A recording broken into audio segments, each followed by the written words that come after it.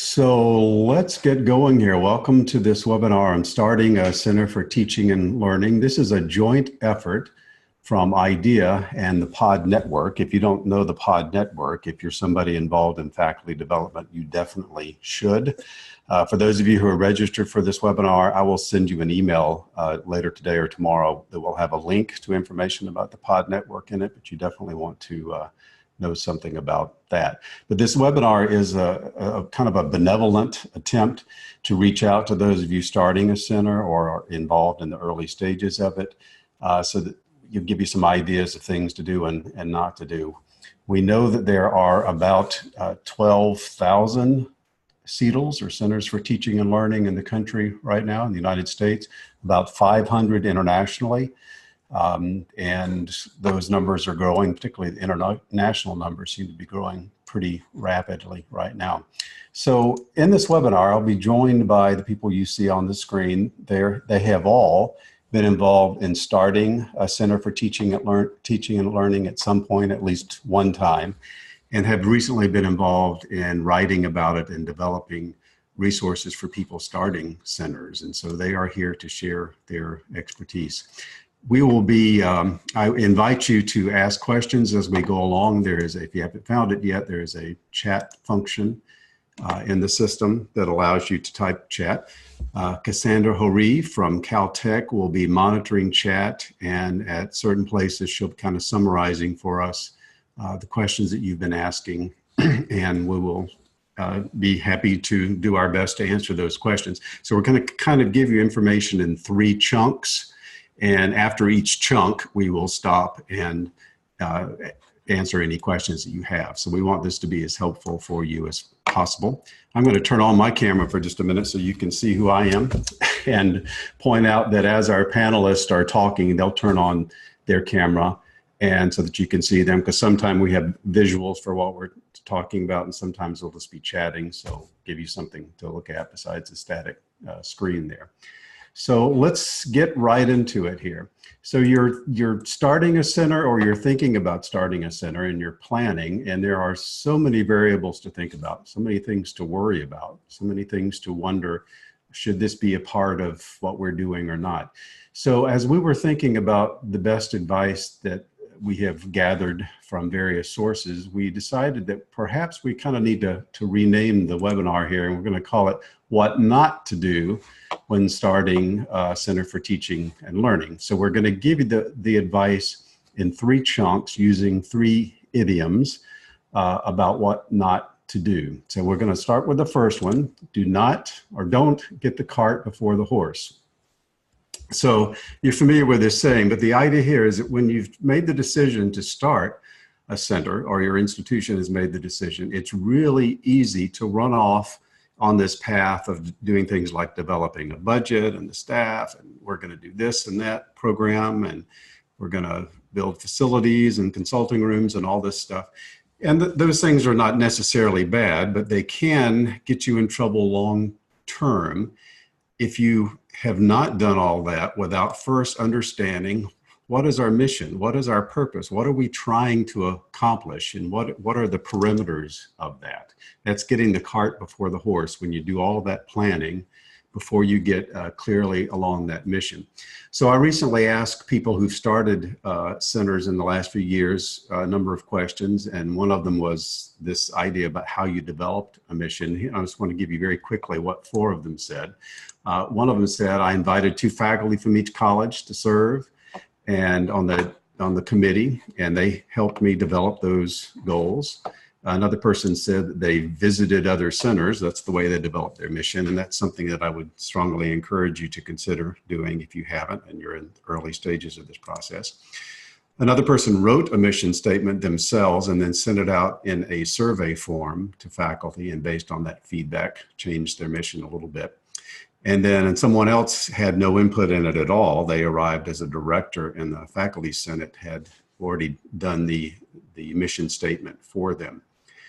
So however you do it, one of the important things to think about here is not getting the cart before the horse, but clearly identifying what your mission is and where we're going.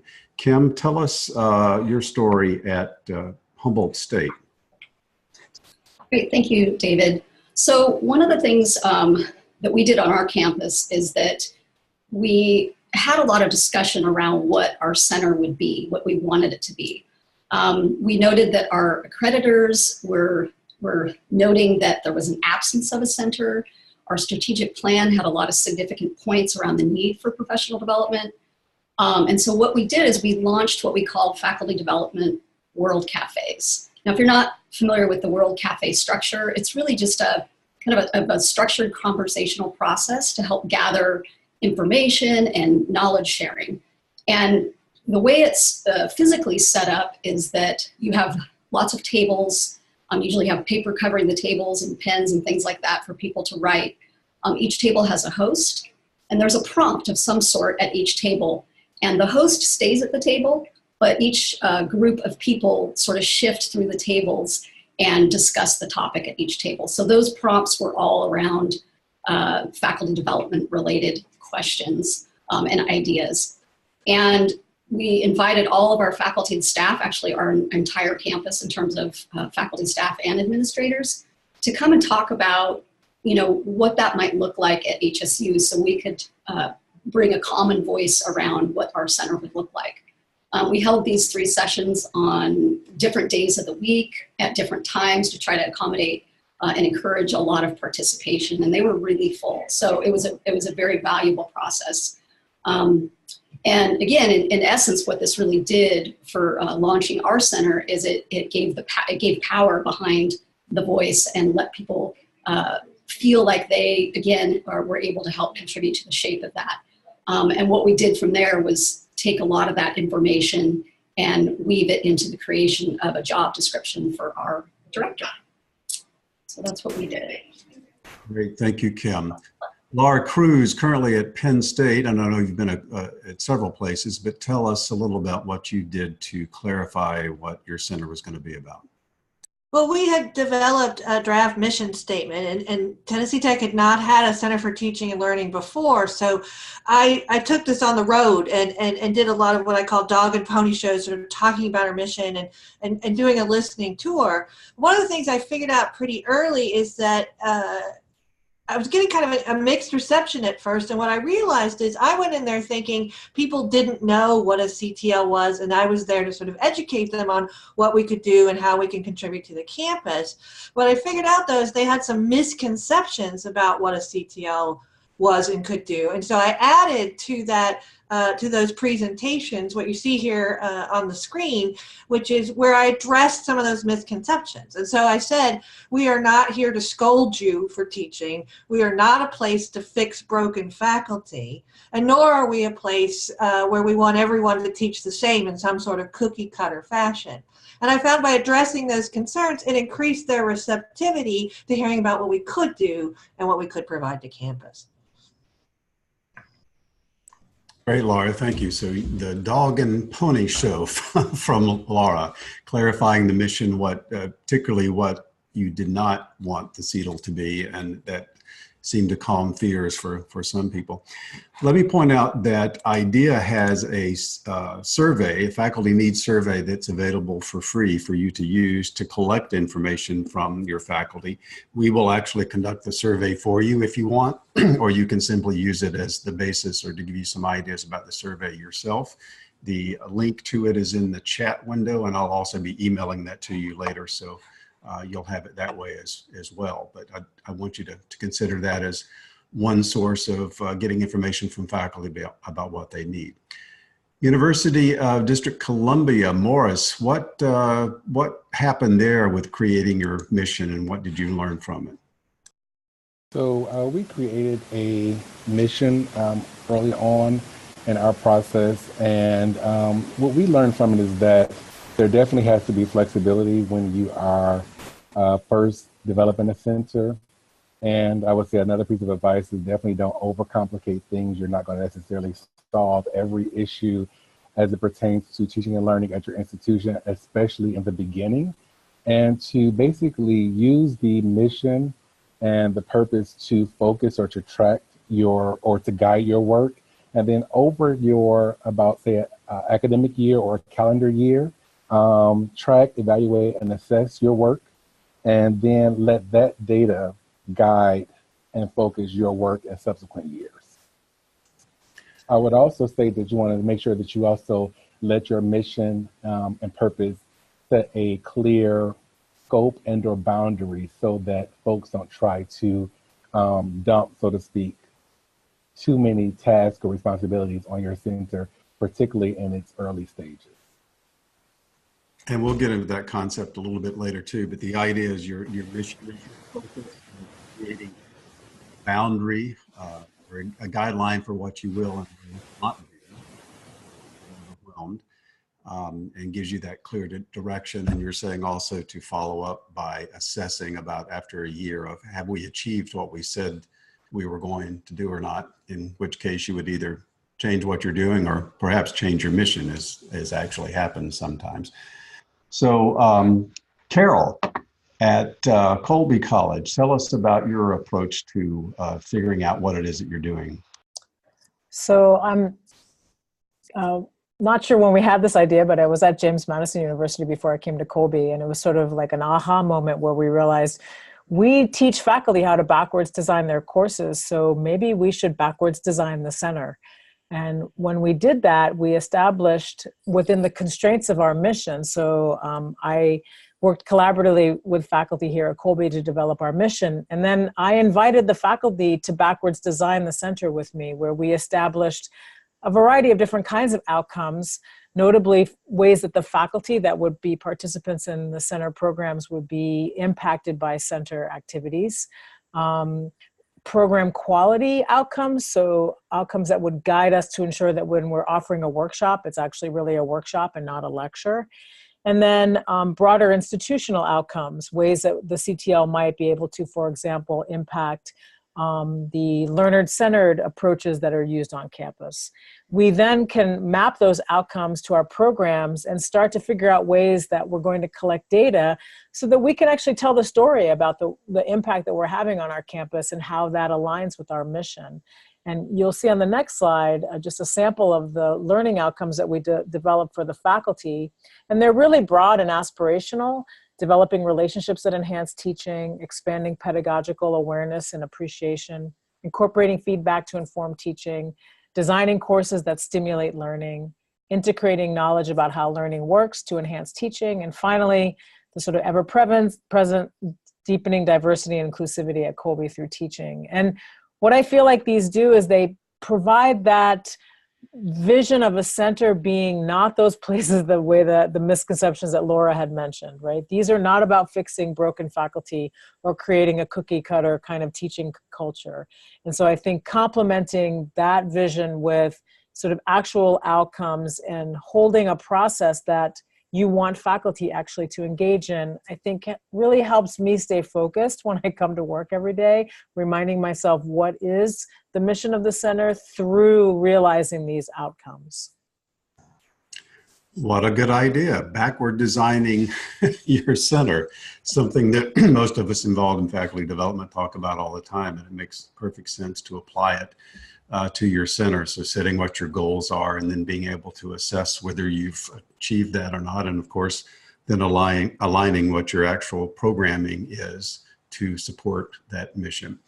So that is the don't get the cart before the horse idea. Let's stop here and see what questions you have about setting your mission, gathering data to set your mission, developing the mission statement. Any questions about how to do that or issues you've had come up with that? Feel free to type in the chat window. And if you want, I'll even invite you to open your mic and ask the question that way. So what questions about mission development do you have for the group? David, I could start us off. This is Cassandra Hori with a question that came in earlier, wondering if anyone can share any special considerations for this phase of early work on a new center at smaller and/or liberal arts institutions.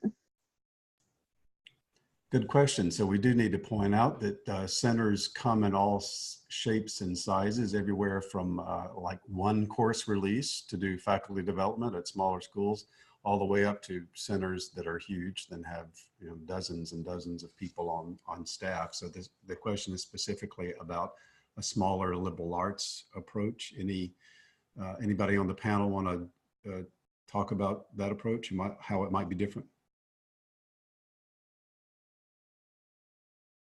Sure, David, I can chime in a little bit about that. Since our institution is not large, I'm not, large is relative, but our institution is not significantly large.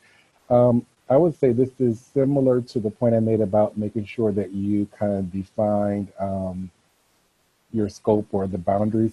So I would say decide what that institution wants to accomplish as it pertains to teaching and learning. And as David just mentioned, there's a lot of different shapes and sizes as it pertains to centers and how they are comprised and developed. So decide for that particular year or that particular time, what will the focus be? Will it be on instructional design? Will it be on observation? What particular component or aspect about teaching and learning or SOTA would you want to concentrate on, and kind of develop a model or a plan around that, and then focus on that for that time and let things develop or evolve as the center matures. And if you're a liberal arts institution, maybe you want to focus certain things about some of the strengths and particular focuses of liberal arts institutions.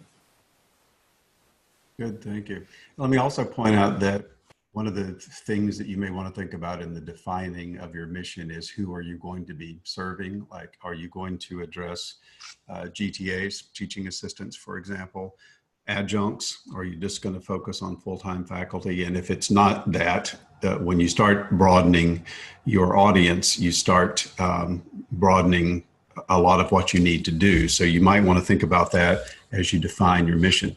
So I see one question, is there a compilation of links to CETL missions? We will have that on our page where we will post the recording of this webinar. We'll have some missions there for you. Carol, Cassandra, you want to tell us what other questions we have coming in here? Yeah, there is also a general question about thinking about sustainability at these early phases. Can anyone address that?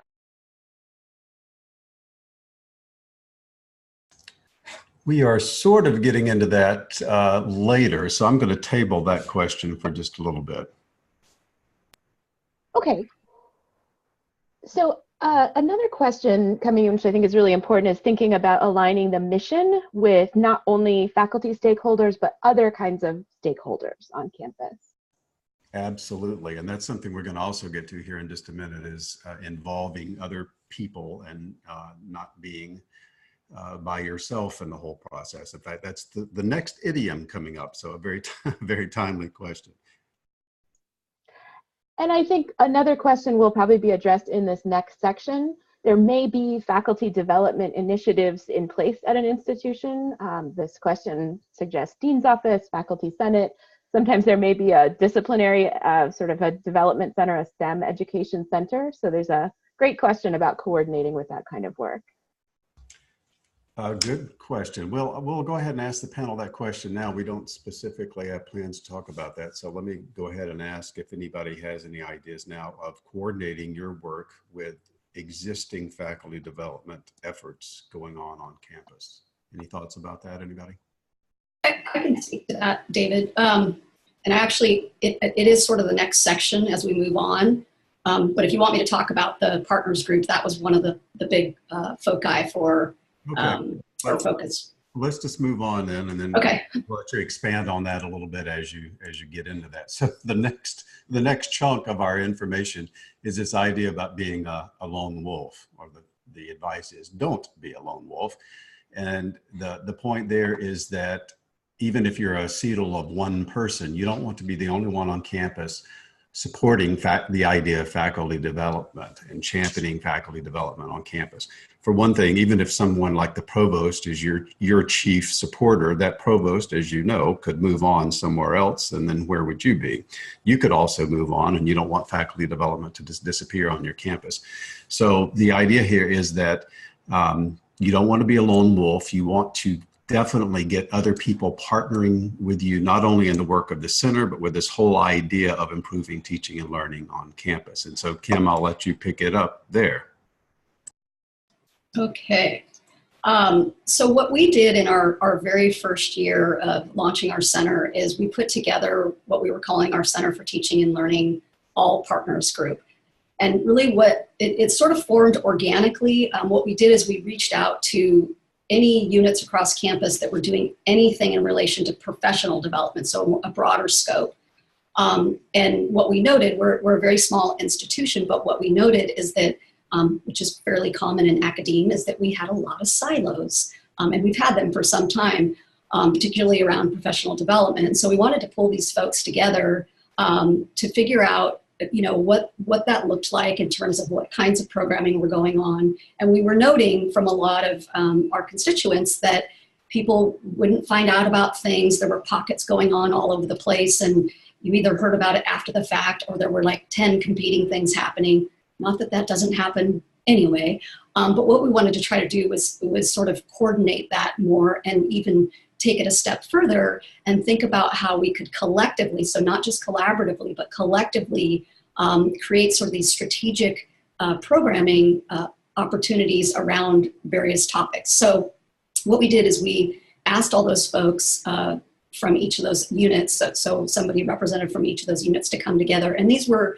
our two primary partners, which are the Office of Diversity, Equity, and Inclusion, and our Office of Institutional Effectiveness, so our data office, but other partners as well, our library, human resources, information technology services, and a lot more. I think we have about 14, 15 different partners. And so an example of how we came together, what started to come out of that is we took sort of an inventory of all the programming that was going on and looked at different ways to find those unique opportunities. And I'm just going to give you one example. One of our partners, which is our Student Disability Resource Center, came together with our Academic Technology Group and our Accessible Resource Center and began to offer programming around universal design and coming at it from sort of each of those lenses and coordinating something together to create, I think, a little bit more depth and breadth across those particular topics. So that was a really valuable piece that came out of that. And again, just one example. So in essence, this is our second year, halfway through our second year, and this has kind of become our sort of de facto advisory council. We do have plans for kind of formalizing that, but right now this group is very active in really information gathering, communication, coordinating our campus communication through a much more, so I think thinking internally but also thinking externally to the people that we serve, so that we're not making a lot of those, we're bumping up against different programming and things like that. So it did give it has given our center a lot of visibility in the first year and a half. So don't beat them, join them. Exactly. Collaborate with those other groups, I think, is the advice there. Morris, what about UDC and your advisory board? How does that work? Sure. So with our advisory board, and I'm not sure if the graph is coming up, there it is right there. We actually, as we mentioned earlier, that all centers come in different shapes and sizes. And one thing that our center is responsible for is the management of the learning management system, which is Blackboard at our institution. And we also are responsible for the training and certification of online learning and the peer review of new online classes. So since we deal with those aspects in addition to providing professional development for faculty, it was important for us to have stakeholders from all of the colleges. So we have someone represented from all of the colleges at the institution. We also have someone from our registrar. We have our actual learning management system administrator. We actually have some external scholars, so some faculty who work at local other institutions in the area, so we can kind of know what they're doing. And so we brought together kind of a broad audience to kind of know, or group to know that what we're planning to do and what we're doing in this, and to make sure that our efforts, one, are not being, they're not competing with other efforts, that they are in concert, they're helping, that they also will provide impact. And so we're not working in a silo, we're being informed or advised, so to speak, by these various offices, various folks from across the institution, including folks from student success or student affairs, to find out what they're doing, because ultimately, actually being numbers. I want us to talk about what are you seeing in terms of needing additional faculty or staff, and so just for you, for Kim, for Barry, for Anne, myself. I'm sorry, my microphone was off. I'm not sure what was heard or what wasn't heard. Yeah, no, we heard you there. Go ahead. Okay. Was someone asking a question?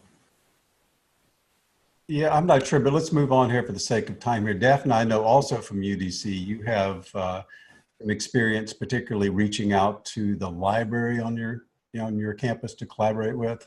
Yes. So the library and us share space physically in our office space, and we also share organizational structure. So the library and our center are together as part of our university's Learning Resources Division.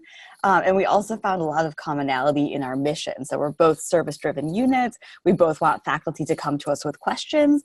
And so our collaboration started there and was facilitated by the fact that we had that shared space. And we work together in a variety of ways. So one of them is our center also takes on some faculty scholarship and service work. So when we help faculty in those areas, we often team up with librarians to do it. So for instance, somebody might want to consult about writing their first scholarly article. So I might talk to them about the process of targeting a journal and kind of pacing out the research and writing that you're doing. And a librarian in that meeting could help them figure out how to do the best database searches to get the information they need.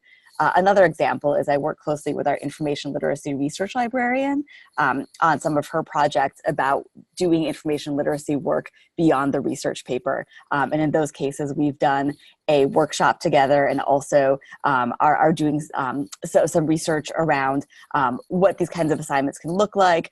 So she helps with the kind of background for those, and I help design some teaching strategies and talk to our faculty about implementation. And we also have worked with the library to establish a special collection of SOTL resources. So we now have around 100 volumes about teaching and learning that are available in our university library, and they can be checked out. They circulate to whoever wants to check them out, and they're also unique in the DC area among our consortium of 8 shared libraries. We're the only dedicated teaching and learning special collection. So we hope that resource will reach even beyond our university. So a good example of actually working with another unit very deliberately on campus. And we've had Kim and Morris talk about being advised by the other groups on campus, as well as letting those other groups know about what you're doing so that there's information flowing both ways. Morris, do you want to add a little bit about the reporting line of how that can, the structure, reporting line structure of your CETL, and how that can help you not be a lone wolf? Sure. So our center reports to the the office of the chief academic, the office of the chief academic officer, and that person is the provost or the chief academic officer, and so that helps us to know and be aware of what the deans are doing, because the deans report to them, the associate deans, the chairs, so we can actually have some information and some feedback from that office as to what are some of the needs of the campus, and also reporting directly to that office also assists in us ensuring that we are in the places that we should be and that we're providing the services that are needed. So it's pretty much as simple as that, is making sure that you are reporting somewhere that's strategic on your campus to where your center can be best positioned to actually serve and meet the needs of those. And also it helps with that communication line to know what those other academic areas are needing. Good, thank you. Kim, at Humboldt, what other ideas about liaison to other campus groups do you have? Yeah, so we have sort of 2, I would say, significant structures that help with that. One is that our center staff members act as liaisons to various campus units. And what this does, it helps build, personal relationships and better identify and understand the needs so that we can meet them. For example, our instructional designers are each a liaison. So we have 4 here. I'm actually an educational developer designer, but we have 3 instructional designers. And they each are the liaison for each of our 3 academic colleges. And that really helps, again, to keep those lines of communication open. And they participate in, for instance, some of the college-wide department chair meetings. So they, again, have the ear at those tables. But I think one of our biggest, most profound elements is having a seat at the leadership table. So this means our director sits at that table with the provost and the vice provost and the college deans. They meet every week. So we're in conversation with all of those folks, plus other executive directors that are part of that team. And being able to have, I think, the ear of the provost and those college deans really makes our work much more connected and aligned to what's happening on the ground, and really paves the way, again, to relationships with faculty. And then our director also reports directly to our vice provost. So that, again, kind of creates that really important connection in having that seat. Thanks, Kim. And Laura, your approach to not being the lone wolf, or one of them, is to have faculty fellows. Tell us about that. Well, in one of the institutions where I worked before, I was a center of one, as we call it. And I know there's probably some of you out there who find yourself in a similar position. So I couldn't put in a structure like they have at Humboldt. But I also came to that institution from outside. So, I didn't know anybody. And what I did, one of the first things I did is I tried to identify those people who were already pretty excited about faculty development, the people who are sort of intrinsically motivated to support your center.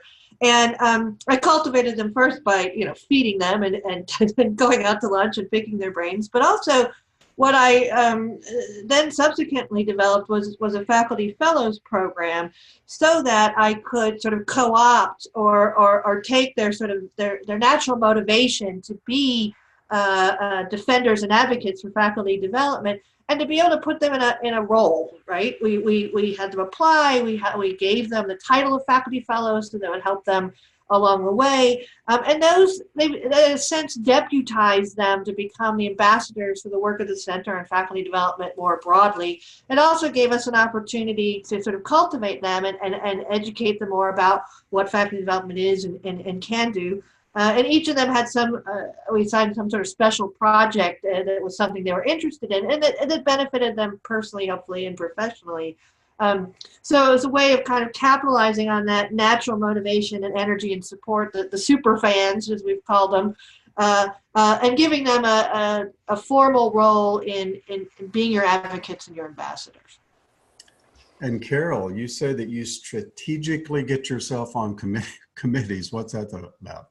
So, I've been at a large institution where I was an executive director of a really big center, and you don't have to work to get on committees when you're at a place like that. You're just asked to be on a whole lot of committees. But moving to the college that I'm at now, Colby, I'm a center of one as well, and I've used a lot of the strategies that people have described. But one of the things I realize is that I need to build relationships with faculty and other members of the campus community. And I can do that side by side with them while I'm doing some work on a committee. So while a committee may not be working something on teaching directly that would affiliate with what I'm doing in the center, there may be people on that committee that are strategic that I would like to get to know, especially the senior faculty. We're very decentralized, small liberal arts college here, and I get a lot of access to the early career faculty, but I have a harder time sort of building and establishing relationships with the more senior faculty. And I found that, they are actually really welcoming to having me, say, sit on some of their search committees or other types of things. And since I'm really managing it on my end, I'm not sort of over exceeding my bandwidth. And so it may seem like kind of an odd thing to do, to get yourself on committees, but where you're on a campus where a lot of work is done and relationships are built in those places, then you want to be there. You want to build those relationships. Great, thank you. So the idea, or the advice, the second piece of advice here, is not being the lone wolf on campus. And we've had several people mention how they do that. So let's find out, do we have questions from anybody about that approach of not being the lone wolf? Cassandra, anything? So as those start to come in, I'm just going to add something regarding the question we had in the earlier section, how to collaborate with center, other kinds of units and centers, which we've now heard a lot about. I've linked to in the chat a report about collaborations between centers for teaching and learning and STEM education centers. If you explore that a little bit, you'll find kind of a strengths-based approach to thinking about collaborating and working together, which is something else that our presenters have shared here today. A great question that's come in is, what do faculty fellows get from being involved or what do they get from the center for being involved? Their course release, other kinds of recognition? Maybe you can address that. It's tens of thousands of dollars a semester, right, Laura? In my case, I was able to get them we'll just call it modest stipend. But the title, basically, by allowing them to become fellows and be able to put sort of fellow on a CV, I think it gave them a way to do what they were largely already doing in many ways, some kind of way to credit that on their CV.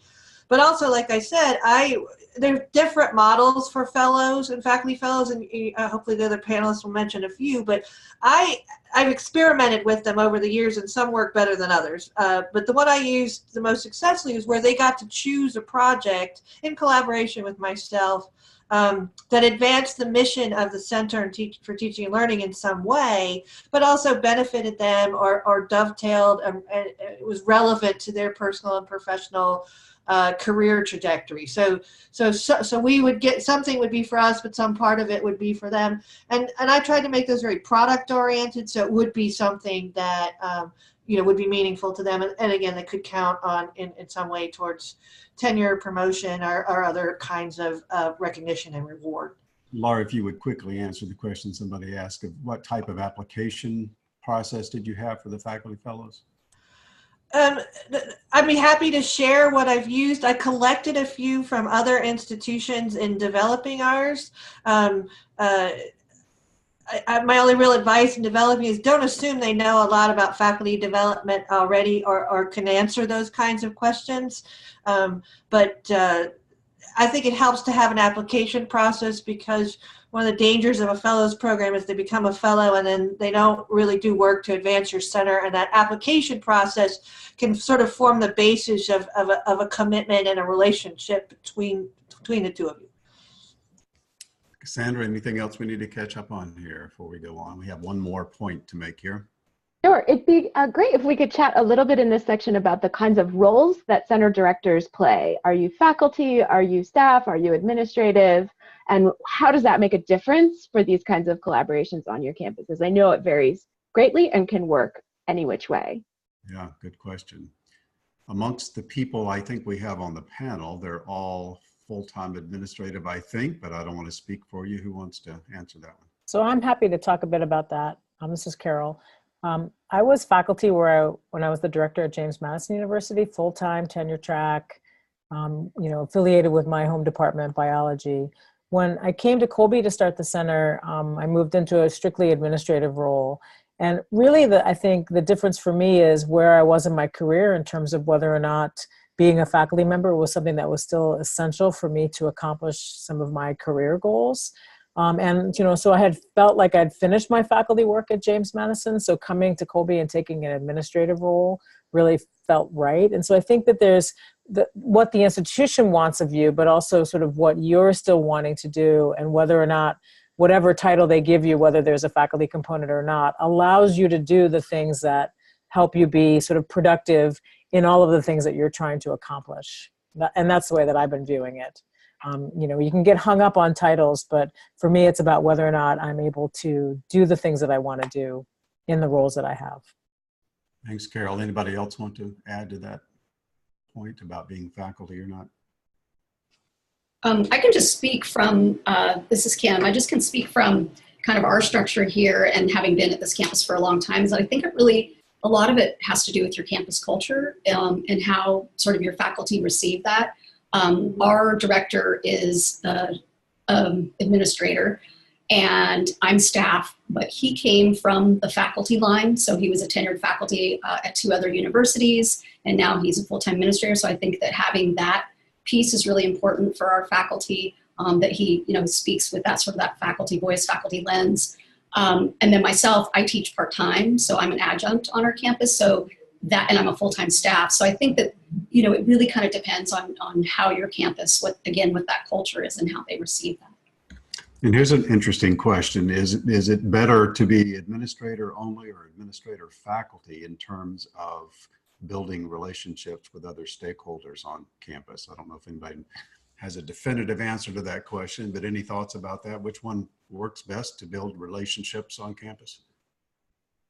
I can speak to that a little bit from UDC, where what I have is a staff role, and that in part has to do with compensation structures and so kind of in between, because our functions echo those of the faculty, and yet we are technically staff. And one thing that I've found is that you get a lot of credibility from faculty by doing faculty work. So that includes publications, conferences, and having a good understanding of the process that faculty have to go through for tenure and promotion. So if you don't have a faculty role, being able to at least speak to your comfort with and familiarity with those processes, I found it is very important with faculty. Great. Well, let's move on to our final point. And Cassandra, any other questions that we didn't get to there? Let's ask them toward the end with our last few minutes, but I want to make sure that we get to our last point, which is not letting everybody jump on the bandwagon. The idea here is that when you establish a center, very often, or sometimes what happens is, oh, here's a new center. Let's let them do testing. Let's let them do assessment. Let's let them do student support, because they're all about teaching and learning. Lots of things can be put on your plate when you come to a center. And it's not just other people doing it. As one person told me in the questions I asked recently, she said, I had a lot of people, I had a lot of ideas myself about what I wanted to do, but I was told to cut it. I was doing too much. The idea or the advice very often is start really small with a new center. Focus on something that you can do, that you know you can accomplish, and that you can do it well, so that you have a track record of success. And then you can build and expand from there. So don't try to be everything to everyone. Don't let everyone jump on the bandwagon, but focus so that you can be successful with something small and then expand from there. Morris, you had a story about needing to use your mission statement to kind of push people off the bandwagon, so to speak. Tell us about that.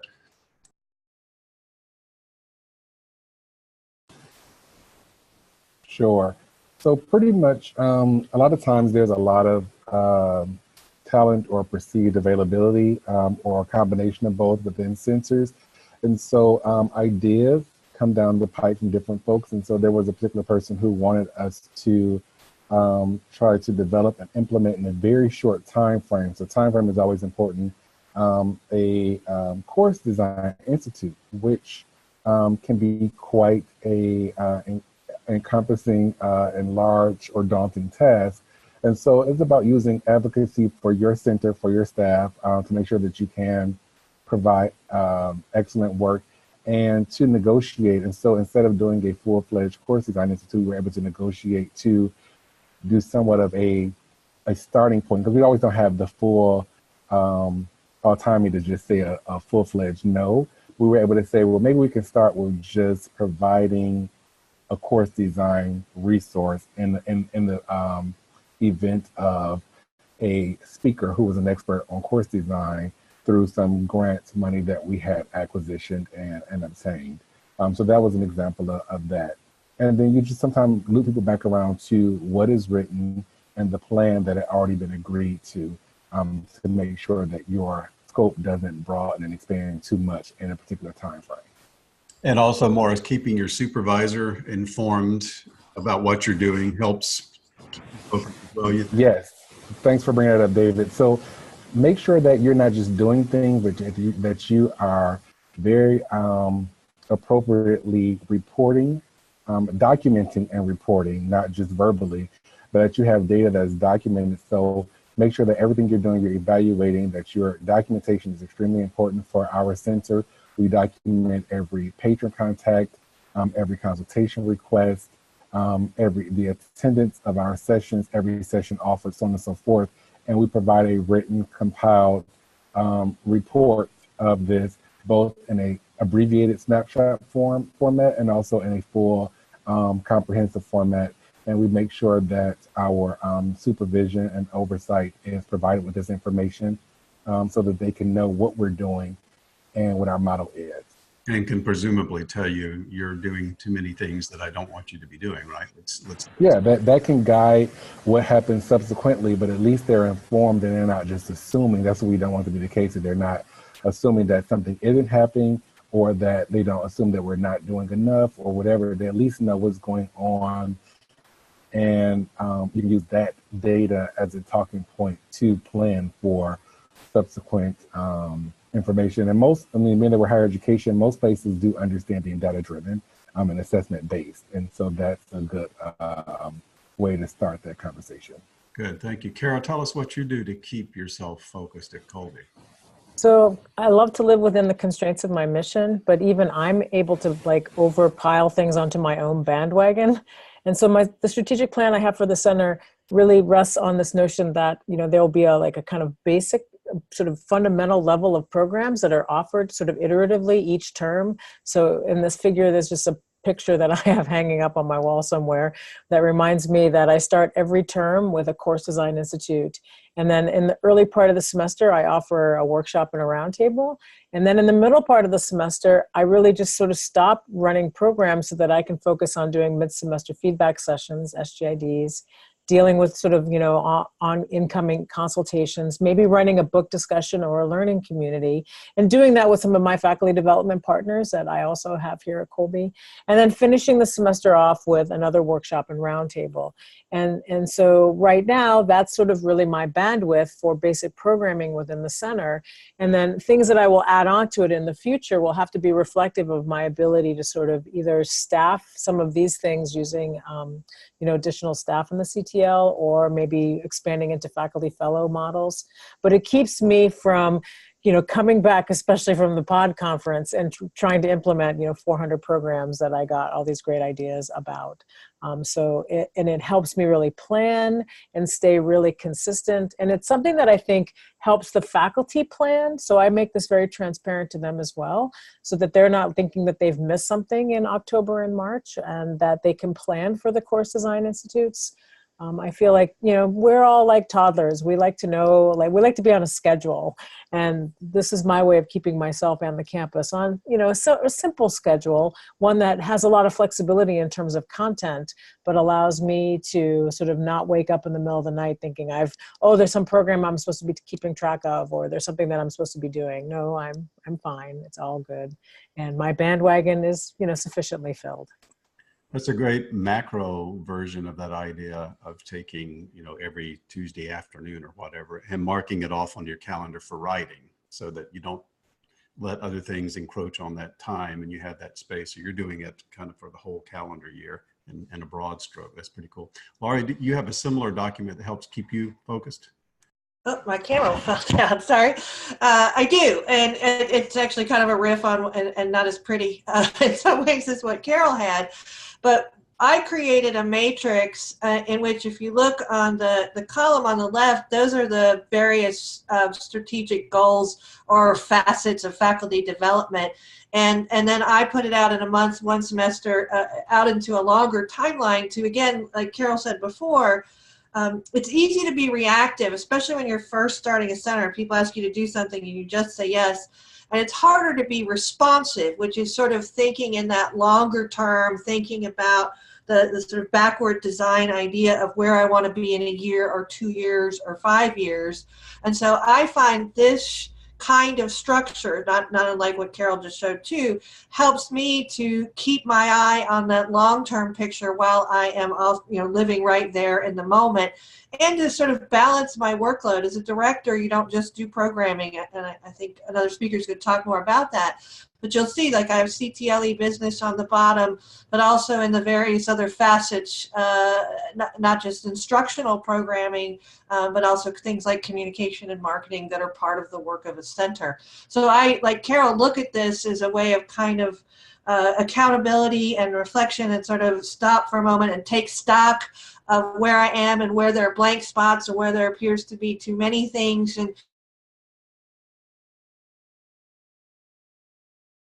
And it's a way of kind of, I think, mentally organizing your work so that you can both focus on what you need to do immediately and what things you need to be planning for that are coming up on the horizon. Good example. Thank you, Laura. And Daphne, let's wind up this section about keeping people off of the bandwagon by talking a little bit about over-focusing on programming.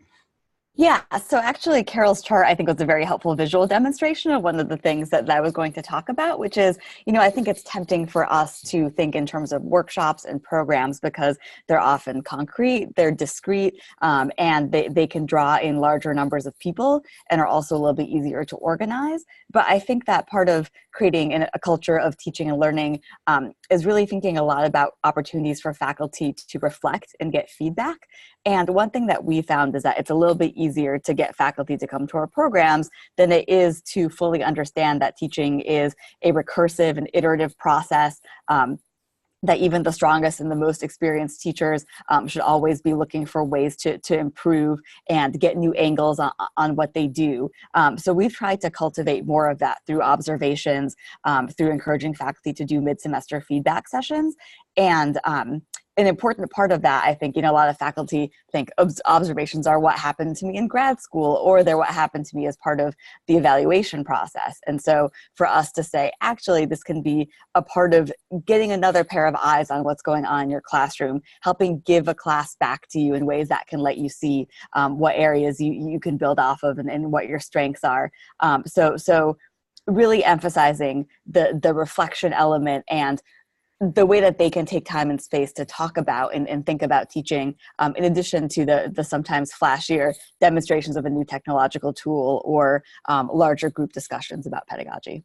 And one final thing I'll ask you here, Daphne, is that one of the things that can get pushed onto a center is being involved in faculty evaluation. And so something that typically is done in a center is to say, no, we're not going to let that be on our bandwagon. Tell us how you do that.